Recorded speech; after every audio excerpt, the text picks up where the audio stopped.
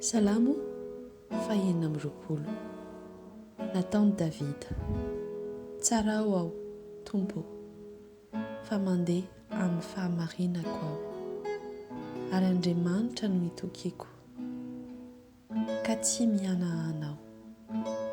Dinio aho Tompo, ka fantaro izao toetra ny voako sy ny foko, fa ny famindraponao no eo anoloan'ny masoko, ary mandeha amin'ny fahamarinanao aho.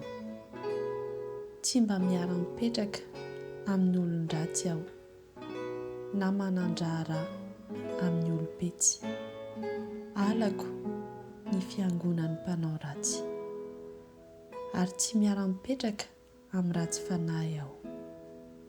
Manasa ny tanako noho ny fahamarinako aho, ka te hitoetra eo akaikin'ny altaranao Tompo, mba hanao feo fiderana ka hilaza ny asanao mahagaga rehetra. Tompo, tiako ny trano fitoeranao, dia ny fonenany voninahitra ao.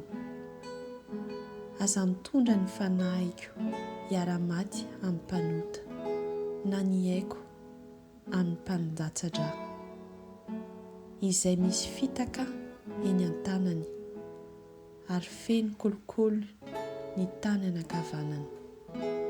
Fa izaho kosa dia mandeha amin'ny fahamarinako, avoty sy hamindra fo aho. Ny tongotro mijoro eo amin'ny tany marina, eo amin'ny mpiangonana no isaorako any Tompo.